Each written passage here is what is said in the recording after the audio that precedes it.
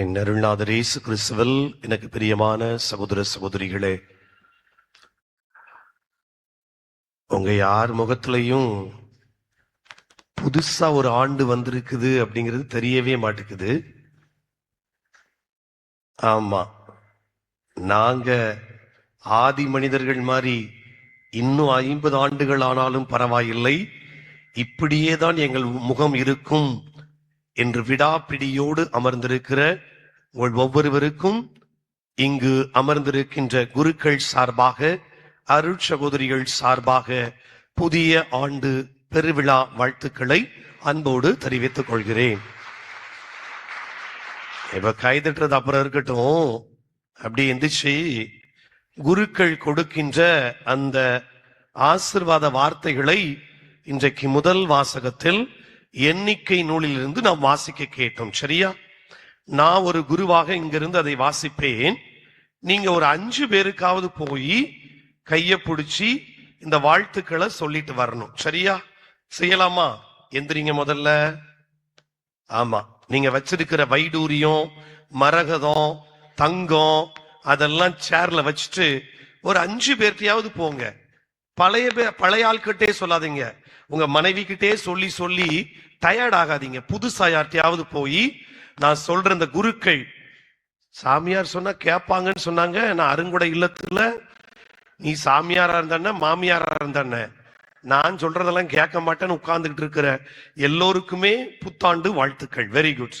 இப்ப நான் அந்த குருக்கள் தருகின்ற புதிய ஆண்டு வாழ்த்துக்களை வாசிக்கிறேன். நான் வாசிக்கும் போதே நீங்க வேகமா 5 பேரோ 10 பேர்கிட்ட போய் ஹாப்பி நியூ இயர் சொல்லிட்டு வந்துருங்க. புதிய முகத்திட்ட சொல்லுங்க, ஃப்ரெஷ்ஷா சொல்லுங்க. உங்க முகத்தை கொஞ்சம் பிரைட்டா வச்சு சொல்லுங்க. சரியா? பாவம், அவங்க நாளைக்கு சொல்லுவாங்க, வருஷம் ஃபுல்லா இந்த மூஞ்சிலாம் முழிச்சேன்னு சொல்லுவாங்க.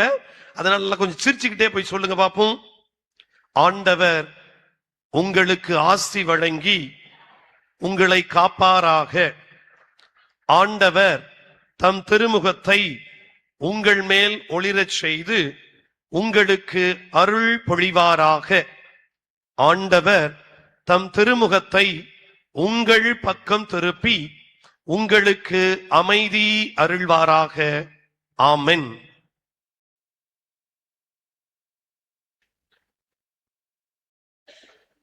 Very good.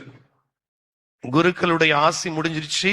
இப்ப நீங்க உங்க வீட்டுக்கு வரலாம், உங்க சேருக்கு வரலாம். Good, very good. மீண்டும் ஒரு முறை ஆண்டவருக்கு நன்றி சொல்லி கைகளை உயர்த்தி இயேசுவுக்கே புகழ் சொல்லுவோமா? சத்தமே இல்ல. இயேசுவுக்கு நன்றி. இது இந்த ஜென்னி பிளாசா வர கூட கேட்காது. இவ்வளவு பேர் உட்கார்ந்துகிட்டு நீங்க சொல்றது ஜென்னி பிளாசாவில் உட்கார்ந்து இருக்கிற அந்த ஐயா டீ கடைக்காரர் கூட கேட்காது. கொஞ்சம் சத்தமா சொல்லுங்க, இயேசுவுக்கே புகழ், இயேசுவுக்கு நன்றி, மரியே வாழ்க, மரியே வாழ்க, மரியே வாழ்க. நல்ல கை வலிக்கிற மாதிரி கைதட்டி ஆண்டவருக்கு ஒரு நன்றி சொல்லுங்க. Very good. அப்பாடா, சிட் டவுன், உட்காருங்க. எனக்கு அன்பார்ந்த சகோதர சகோதரிகளே, 2025ஆம் ஆண்டு யூபிலி ஆண்டு இறைவனுடைய அருளாலும் ஆசிராலும் மிக இனிதாக நிறைவு பெற்று விட்டது. மீண்டும் கடவுளுடைய ஆசிரால் இன்னும் ஒரு புதிய ஆண்டை ஆண்டவர் நமக்கு தந்திருக்கிறார். ஆண்டவர் எத்துணை இனியவர் என்று சுவைத்து பாருங்கள் என்பதற்கு அடித்தளமே ஒவ்வொரு நாள் என்பது சாட்சி. இந்த ஒவ்வொரு நாளை நாம் ஆரம்பிப்பதற்கு முன்பாக ஆண்டவர் ஒரு முழு வருடத்தை நீங்களும் நானும் வாழ்வதற்காக தந்திருக்கின்றார். எனவே ஆண்டவருக்கு ஒரு ஹல்லேலூயா சொல்லி நன்றி சொல்வோம். ஹல்லேலூயா, ஹல்லேலூயா. இந்த புதிய 2026ஆம் ஆண்டை திருத்தந்தை 12ஆம் பத்திநாதரோடு சேர்ந்து ஆரம்பிக்கலாம் என்று ஆசைப்படுகிறேன். இந்த திருத்தந்தை 12ஆம் பத்திநாதர் யார்? 1950ஆம் ஆண்டு மரியன்னையின் 4 கோட்பாடுகளில கடைசியான கோட்பாடான மரியன்னையின் விண்ணேற்பு என்பதை இந்த உலகத்திற்கு அறிவித்தவர் இந்த திருத்தந்தை 12ஆம் பத்திநாதர். அவர் அந்த கோட்பாட்டை அறிவிக்கின்ற பொழுது சொன்ன வார்த்தை, என் அன்பார்ந்த கத்தோலிக்க மக்களே, இந்த கோட்பாட்டை அறிவிக்கின்ற திருத்தந்தையாகிய நான் சொல்லுகிறேன், இனி வருகின்ற ஒவ்வொரு யுகமும் மரியன்னையின் பெயரால் கிறிஸ்துவின் யுகமாக மாற வேண்டும். கிறிஸ்துவின் பெயரால், கிறிஸ்துவின் வழியில், கிறிஸ்துவின் நாமத்தினாலே மரியன்னையின் துணையோடு இந்த யுகங்களை மரியன்னை கரத்தில் ஒப்புக் கொடுப்போம் என்று சொன்னார் திருத்தந்தை 12ஆம் பத்திநாதர். எனவே எல்லோரும் சேர்ந்து மரியே வாழ்க என்று வலது கரத்தை உயர்த்தி சொல்லுவோம். மரியே, மரியே, நீங்க வாழ்கன்னு சொல்லுங்க. மரியே, மரியே, மரியே. வருகின்ற ஆண்டு கிறிஸ்துவின் வழியில் மரியன்னைக்குரியதாக மாற்ற வேண்டியது கத்தோலிக்க மக்களாகிய நம் ஒவ்வொருவரின் கடமை என்பதால் இன்று நம்முடைய தாயாம் திரு அவை நம்மை நோக்கி மரியாள் இறைவனின் தாய் என்று அழைக்க சொல்லுகிறது. அன்பு மக்களை, கடந்த கிறிஸ்து பிறப்பு பெருவிழா அன்று மறையுரையின் போது 4M உங்களிடம் சொன்னேன். தந்தை அவர்களும் நன்றியுரையில் அதை ஞாபகப்படுத்தினார். 4M. அதை நாங்க நேத்து கொடுத்த மறையுரையை மறந்துடுவோம். நீங்க கிறிஸ்துமஸ் கொடுத்த மறையுரையை கேட்கிறீங்களே, எங்களுக்கு அப்பப்பந்தான் மறையுரையெல்லாம் ஞாபகம் வரும் ஃபாதர். அது உங்க விருப்பம்.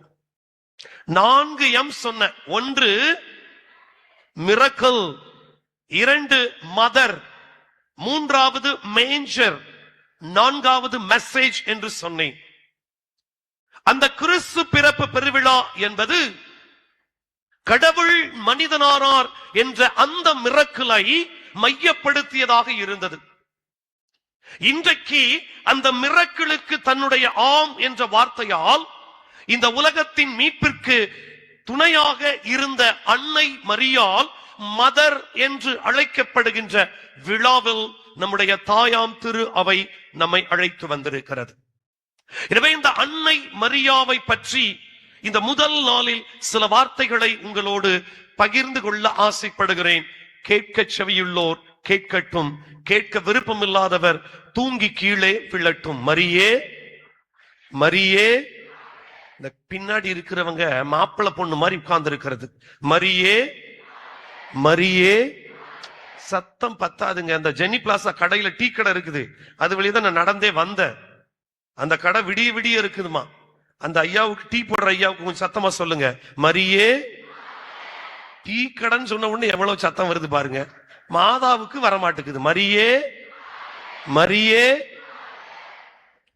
அன்னை மரியாவை பற்றி சிந்திப்பதற்கு முன்பாக அன்னை மரியாவை ஏன் கடவுளின் தாய் என்று சொல்லுகிறோம் என்பதற்கு ஒரு அழகான கதையை சற்று மாதங்களுக்கு முன்பு வாசிக்க முடிஞ்சது. அந்த கதையை நல்லா கவனிங்க. திடீர்னு இயேசு ஆண்டவர் ஒரு நாள் தலைமை திருத்தந்தையாக இருந்த பேதுருவை கூப்பிட்டு சொல்றார், எப்பாங்க வா, நான் ரத்தம் சிந்தி வளர்த்த திருச்சபையின் முதல் திருத்தந்தை நீ. உனக்கு பின்னாடி உன்னுடைய சகோதரர்கள் திருத்துதர்களாக இருந்து உலகமெங்கும் சென்று நற்செய்தி அறிவித்தீர்கள். இப்ப எல்லா நாடுகளிலும் பைபிள் இருக்கிறது, திருச்சபை இருக்கிறது. சரி, என்னுடைய இறை மக்கள் எப்படிதான் இருக்கிறாங்க அப்படின்னு பார்த்துட்டு வருவோன்ட்டு இயேசு ஆண்டவரும் திருத்தூதர் பேதுருவும் உலகத்திற்கு வந்தாங்க. ஜெகஜோதியா வந்தாங்க. இயேசு சந்தோஷமா வந்தார். அவங்க வர்ற வழியில திடீர்னு பார்த்தா ஒரு காஸ்ட்லியான காரு மண்ணுக்குள்ள புதைஞ்சு நிக்குது. உடனே பேதுருக்கு துடிக்குது. ஐயோ, அவன் காரு உள்ள கிடக்குதே, நம்ம போய் உதவி செய்வோமே அப்படின்னு. உடனே இயேசு, கொஞ்ச நேரம் இரு, அவன் என்ன பண்றான்னு பாப்போம். உடனே அந்த ஐயா, அந்த கார் ஓனரு காரை விட்டு வெளியில வந்தாரு, கைய உயர்த்தினாரு, ஜெபிக்க தொடங்கிட்டாரு. கர்த்தாவே, கர்த்தாவே, இயேசுவே, ஆண்டவரே, ஆண்டவரே, ஆண்டவரே, ஆண்டவரேன்னு சொல்லிட்டு ஜெபிச்சுக்கிட்டே இருந்தாரே ஒழிய அதை தூக்குறதுக்கு முயற்சி எடுக்கல. வழக்கமா ஜெபத்துல தூங்குற பேதுரு, என்ன ஆண்டவரே வாங்க உதவி செய்வோம், அமைதியா கடை பேசாண்டிக்கிரு வா அப்படின்னு கூட்டிட்டு போயிட்டார். மறுபடியும் கொஞ்ச தூரத்துக்கு போய் பாக்குறாங்க, இன்னொரு காஸ்ட்லி காரு அதே மாதிரி மணல்ல புதைஞ்சு கிடக்குது. இப்ப பாக்குறாரு, அந்த காஸ்ட்லி கார் ஓனரு வெளியில வந்து கடவுளை போட்டு திட்டுறாரு. என்ன அந்த கடவுள் இப்படி பண்றாரு? இந்த கடவுளுக்கு கண் இல்லையா? என் கார் இப்படி மாட்டிக்கிச்சே, காஸ்ட்லி காரே அப்படின்னு போட்டு அவரை திட்டிக்கிட்டு இவர் எந்த உதவியும் செய்யாம அவ்வாறு நிற்கிறார். நம்ம ஆளு இரவு முழுவதும் பாடுபட்டு ஒன்றும் கிடைக்காதவர். அவரு உடனே இயேசுகிட்ட, வாங்காண்டவரே உதவி செய்வோம். ஏய் அமைதியா இருக்கிறியா இல்லையா, வா போலாம். அப்படியே போயாச்சு. இன்னும் கொஞ்சம் தூரம் போனா அங்க இன்னொரு காரு அதே மாதிரி மணலுக்குள்ள புதைஞ்சு கிடக்குது. சரி, இந்த ஆள் என்ன பண்றாருன்னு பாப்புன்னு பார்த்தா, அந்த கார் ஓனர் இறங்கினாரு, அழகா ஜெபிச்சாரு. ஜெபிச்சுக்கிட்டே, இயேசுவே இது என்னால் மட்டும் முடியாது, உம்மால் மட்டுமே முடியும். நீங்களும் நானும் சேர்ந்தால் இந்த காரை வெளியில் ஏற்ற முடியும்.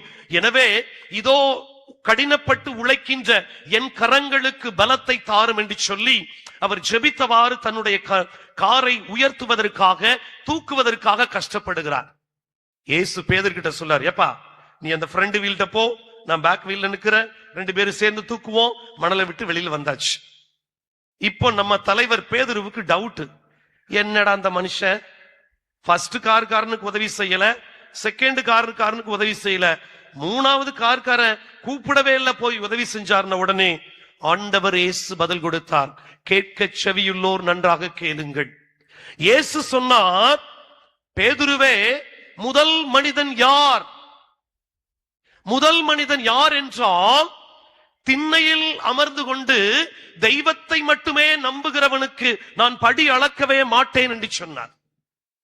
திண்ணையில் அமர்ந்து கொண்டு எதுவுமே செய்யாமல் இயேசு வருவார், இயேசு வருவார், இயேசு வருவார், கர்த்தர் வருவார் என்று சொன்னால் அவனுக்கு நான் படி அளக்க மாட்டேன் என்று சொல்லுகிறார். 2வது மனிதன் என்னால் முடியும், ஆனால் எனவே எனக்கு கடவுள் வேண்டாம் என்று சொன்னதால் அவனின்றி அணுவும் அசையாது என்பதை மறந்ததால் அவனுக்கு உதவி செய்யவில்லை. ஆனால் 3வது மனிதன் என்னை நம்பினான், என்னை மட்டுமல்ல என்னை நம்பிய அவன் தன்னை நம்பினான், எனவே நான் அவனுக்கு உதவி செய்தேன் என்று சொன்னார்.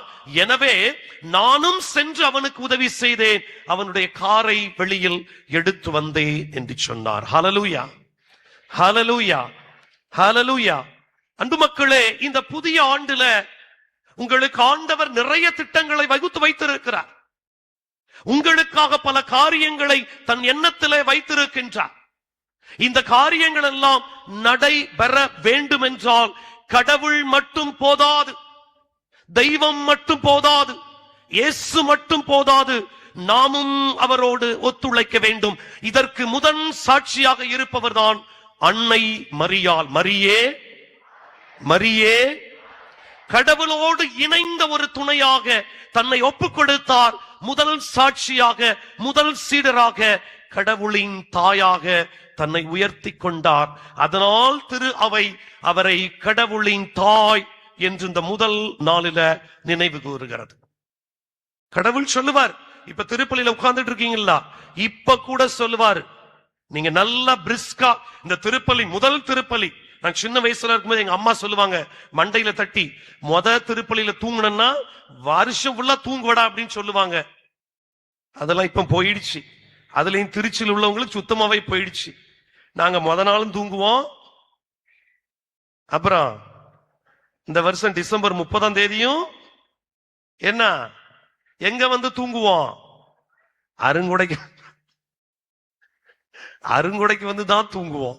ஏன்னா அங்கதான் ஓப்பன் காத்து நல்லா அடிக்குது, நல்லா பாட்டு பாடுறாங்க, நல்லா மேல வாசிக்கிறாங்க, அதனால வசதியா இருக்குது.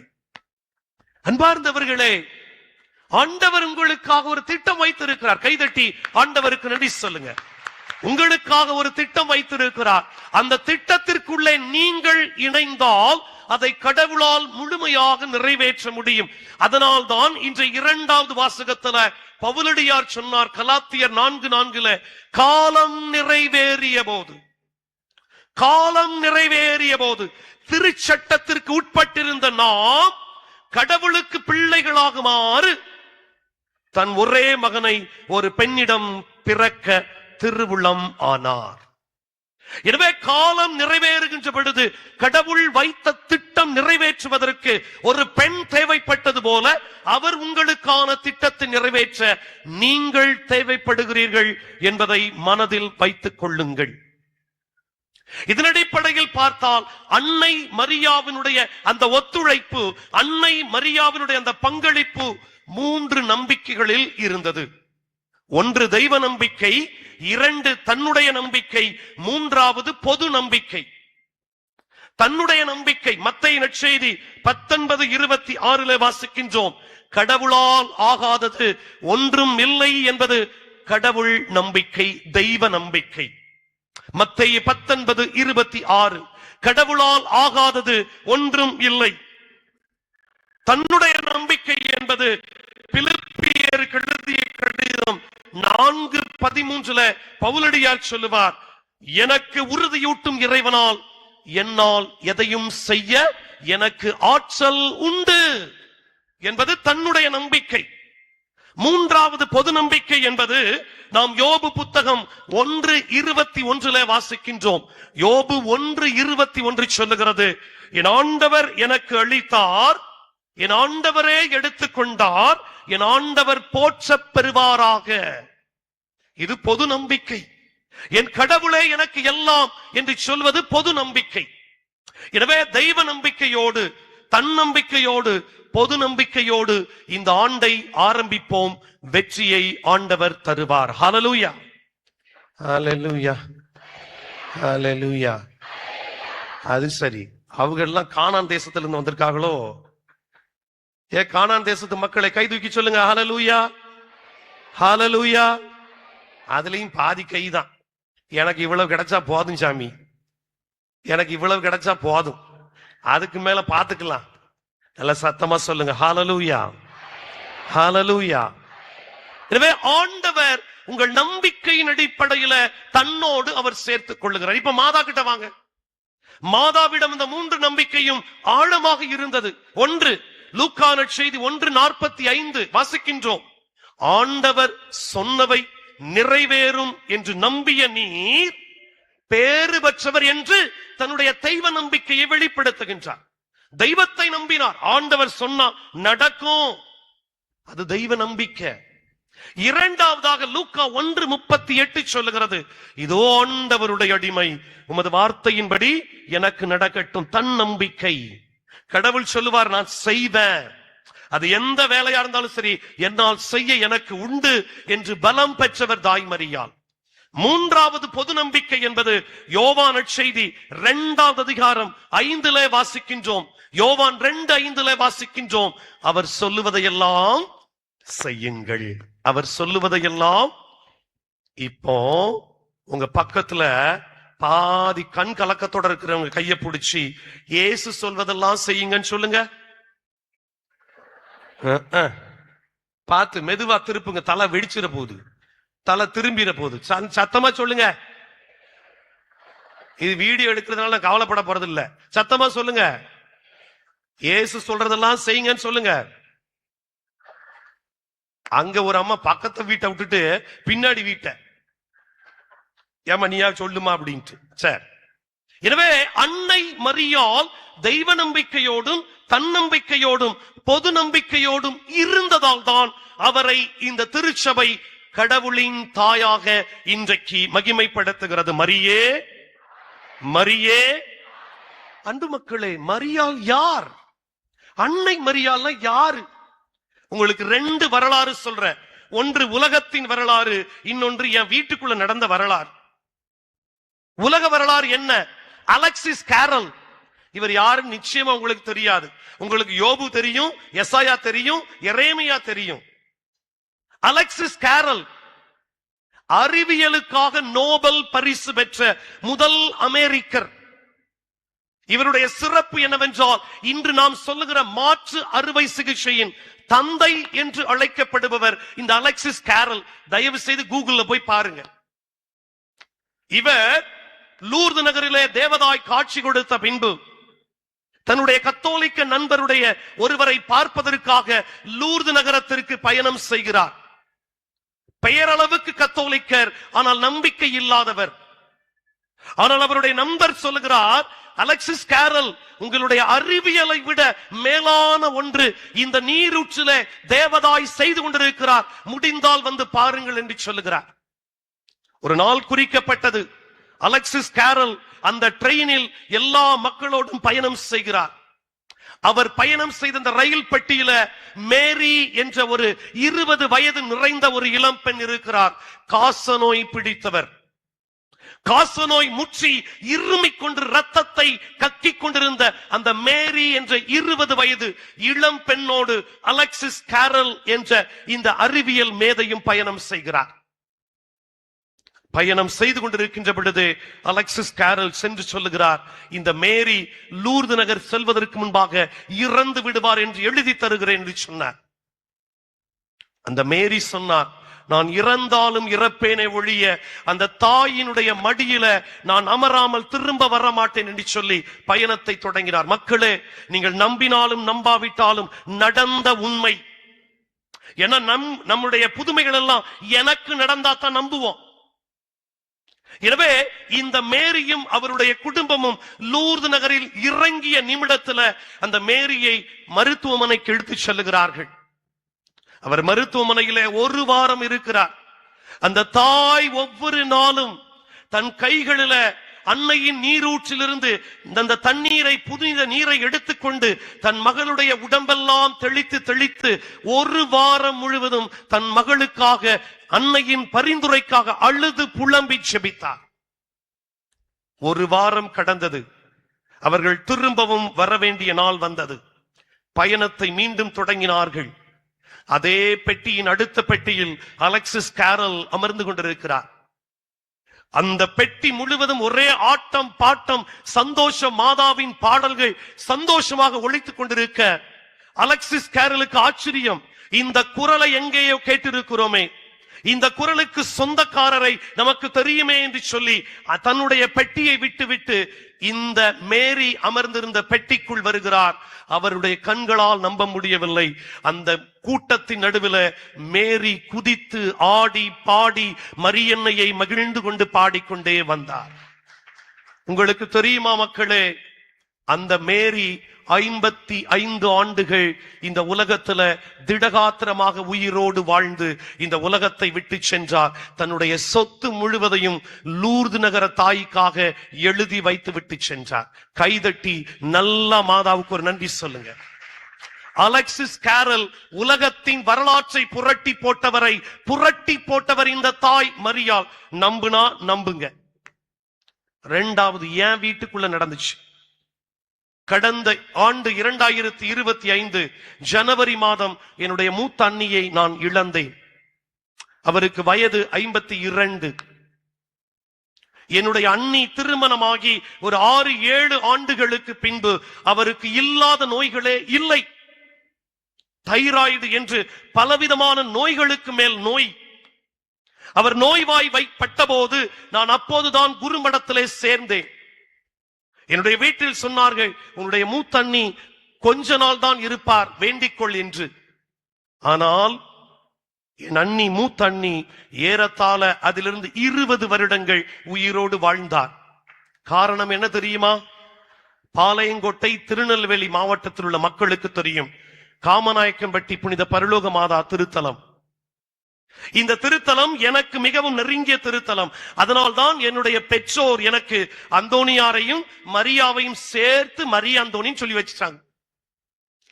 நான் சின்ன பிள்ளையிலிருந்து 12ஆம் வகுப்பு படிக்கின்ற வரை அந்த திருத்தலத்தின் திருவிழா ஆகஸ்ட் 15 அன்று என்னுடைய அக்காவும் என்னுடைய மூத்த அண்ணியும் கும்பிடு சிலுவை என்று சொல்லுவார்கள். அன்னையின் தேருக்கு பின்பாக சாஷ்டாங்கமாக விழுந்து அந்த தெரு முழுவதும் வர வேண்டும். கிட்டத்தட்ட 3 கிலோமீட்டர் தூரம் விழுந்து எந்திரிச்சு வருவார்கள். என் அண்ணி இறக்கின்ற நேரத்துல நான் இதை உள்ளத்திலே நினைத்தேன். 20 ஆண்டுகள் நீங்கள் உயிரோடு வாழ்ந்தீர்கள் என்றால் அந்த தாய்க்கு முன்பாக நீங்கள் சாஷ்டாங்கமாக விழுந்தீர்கள். அந்த தாய் உங்களுக்காக பரிந்து பேசினார். உயிரோடு இருந்தீர்கள் என்று அவருக்கு நல்லடக்கம் செய்தோம். அன்பார்ந்தவர்களே, அன்னை மரியாள் யார்? எதுக்காக மாதாவை தூக்கி இப்படி இந்த திருச்சபை கொண்டாடுது அப்படின்னா சிம்பிள். நான் 2 நாளுக்கு முன்னாடி வேளாங்கண்ணியில தான் 2 நாள் தியானம் கொடுத்துக்கிட்டு இருந்தேன். என்ன ஜன கூட்டம்! நான் ஒவ்வொரு நாள் சில நாள் இருப்பேன், இந்த வேளாங்கண்ணியில கூட்டமே இல்லாத ஒரு நாள் கிடைக்குமா அப்படின்னு பார்த்தா இன்னைக்கு வரைக்கும் அப்படி ஒரு நாள் பார்த்ததே இல்லைங்க.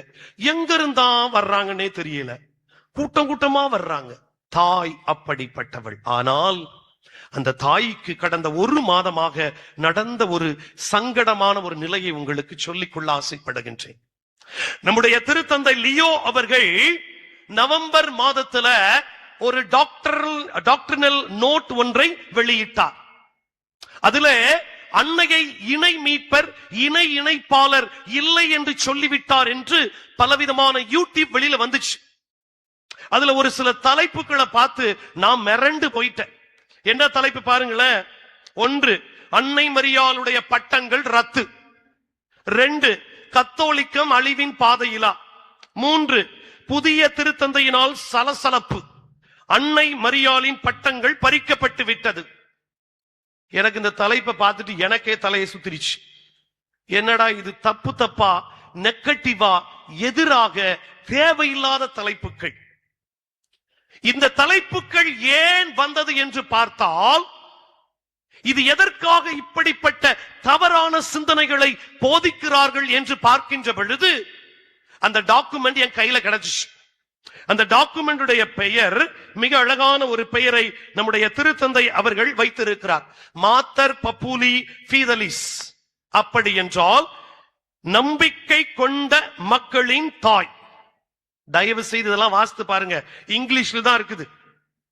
மாத்தர் பப்புலி ஃபீதலிஸ் லத்தீன் மொழி பேரு, ஆனா உள்ள இங்கிலீஷ்ல இருக்கும், அழகா இருக்கும். கிட்டத்தட்ட 80 பேராகிராப்ஸ் அதில் இருக்கிறது, பத்திகள். அதுல 25வது பத்தியில நம்முடைய திருத்தந்தை லியோ ரசிச்சி மாதாவை பத்தி சொல்றார். ஏன் மரியன்னையை இந்த தாயாம் திரு அவை இவ்வளவு உயர்த்துகிறது என்றால் 2 காரணங்களை அவர் சொல்லுகிறார். 1, அன்னையின் தாய்மை பேரு, இன்னொன்று அன்னையின் சிலுவையில் அடியில் நின்றது என்று சொல்லுகிறார். மரியே மரியே, 1 அவருடைய தாய்மை பேரு, இன்னொன்று அவர் சிலுவையின் அடியில் நின்றது. அன்பார்ந்த மக்களே, அன்னை மரியாளை நாம் உயர்த்துவதற்கு காரணம் இந்த 2 தான். அவருடைய தாய்மை பேரு. அன்னை தாய்மை பேரை பெறவில்லை என்றால் கிறிஸ்து என்பவர் இந்த உலகத்திற்கு வந்திருப்பதற்கு சாத்தியமில்லை. நான் சொல்லல, தூய அகுஸ்தினார் அழகா சொல்றாரு, கண்ணி நம்பினார், நம்பி கருவுற்றார், உடலால் கருவுறு முன் உள்ளத்தால் கருவுற்றார். மரியே மரியே, கண்ணி நம்பினார், நம்பி கருவுற்றார். அதனால்தான் திரு அவையின் தந்தையாக இருக்கின்ற திருத்தந்தை லியோ சொல்லுகிறார், அன்னையின் தாய்மை பேரு நம்மை அன்னையின் தாயாக கொண்டாட நம்மை அழைக்கிறது. திருத்தந்தை இந்த கடிதத்துல மிக அழகாக ஒரு சில வார்த்தைகளை சொல்லுகிறார், சொல்லி முடிக்கின்றேன். இறுதியாக ஏன் அன்னை மரியாவுக்கு முக்கியத்துவம் என்றால், அன்னை மரியாள் தான் இந்த உலகத்துல கிறிஸ்துவை முதலாக மிக அதிகமாக நம்பி இயேசுவின் பின்பாகவே ஓடினார். வாசித்து பாருங்க, யோவான் நற்செய்தி 2வது அதிகாரம் 12வது வசனம். அதன் பின் இயேசுவின் அவருடைய தாயாரும் சகோதரர்களும் வேறு இடத்தை நோக்கி சென்றார்கள். மாதாவுக்கு சொந்த வீடு இல்ல மக்களே. மாதாவுக்கு சொந்தத்துக்கு எதுவுமே கிடையாது. மாதா கையில பெரிய வளையல் போடல, மாதா காதுல பெரிய நகநட்டு போடல. அவர் சுமந்ததெல்லாம் இயேசு என்ற ஒருவரை மட்டுமே. இயேசுவை சுமந்ததால் அன்னை மரியாள் இன்றைக்கு உயர்த்தப்படுகிறார். முடித்து விடுகிறேன்.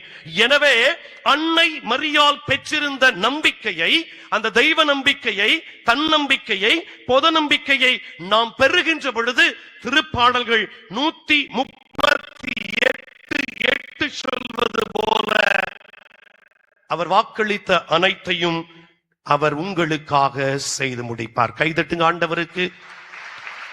நீங்க மாதாவை போல தன்னம்பிக்கையோடு, தெய்வ நம்பிக்கையோடு, பொது நம்பிக்கையோடு இருக்கின்ற பொழுது இந்த புதிய ஆண்டுல உங்களுக்காக ஆண்டவர் வைத்திருக்கிற திட்டங்களை நிறைவேற்றுவார். எப்படி நிறைவேற்றுவார் என்பதை மீண்டுமா யோபு புத்தகம் 42:2 சொல்லுகிறது. ஆண்டவர் எனக்காக வகுத்த திட்டங்களை செய்ய வல்லவர், அதை யாராலும் தடுக்க முடியாது. யாராலும் தடுக்க முடியாது, எவராலும் தடுக்க முடியாது, எந்த கொம்பனாலும் தடுக்க முடியாது. எந்தெந்த ஆசீர்வாதத்தை தருவார் என்பதை சொல்லி முடித்து விடுகிறேன். நம்பர் 1, எரேமியா 33:9 சொல்லுகிறது. முதல்ல ஜெனரலா எரேமியா வழியாக சொல்லுகிறார், உங்களுக்காக நன்மைகளை செய்வார். எரேமியா 33:9 சொல்லுகிறது, நன்மைகளை செய்வார், எல்லா நன்மைகளையும் செய்வார். வானத்தின் பல கனிகளை திறந்து நன்மைகளை செய்வார். இரண்டாவதாக யோபு 23:9 சொல்லுகிறது. யோபு 23:9 சொல்லுகிறது, உங்களுக்காக குறித்து வைத்ததை அவர் செய்யாமல் இருக்கவே மாட்டார். தைரியமா இருங்க, நம்பிக்கையோட இருங்க. உங்களுக்காக குறித்து வைத்ததை ஆண்டவர் செய்யாமல் இருக்க மாட்டார். இந்த வருஷத்துல வேலைன்னா கண்டிப்பா செய்வார். இந்த வருஷத்துல உங்களுக்கு திருமண காரியம் கண்டிப்பா செய்வார். இந்த வருஷத்துல உங்களுக்கு வீடு கட்டணும், கண்டிப்பாக ஆண்டவர் செய்வார். மூன்றாவதாக யோபு 37:5 சொல்லுகிறார், அறிவுக்கு எட்டாதவற்றை கூட ஆண்டவர் உங்களுக்காக இந்த ஆண்டிலே செய்வார். அறிவுக்கு எட்டாதவற்றை கூட, நீங்க நினைக்காதது கூட ஆண்டவர் செய்வார். இறுதியாக இந்த காரியங்கள் எல்லாம் எசாயா 43:19 சொல்லுவது போல உங்கள் எல்லோருக்கும் புதிய செயலாக ஆண்டவர் செய்வார் என்று சொல்லுகிறார். எனவே இந்த ஆண்டின் தொடக்கத்துல இந்த குருக்களோடு அருட்சகோதரிகளோடு இணைந்து சொல்லுகிறேன், ஆண்டவர் நீங்கள் வியத்தகும் வண்ணம் ஒரு காரியத்தை உங்களுக்கு குறித்து வைத்திருக்கிறார். தெய்வத்தை நம்புங்கள், உங்களை நம்புங்கள், பொதுவாக நம்புங்கள். நம்பிக்கை உள்ள ஆண்டவர் உங்களை கைவிட மாட்டார், கை நெகிழ மாட்டார், உங்களோடு என்றும் இருப்பார். ஆமென். எழுந்து நின்று நம்முடைய நம்பிக்கையை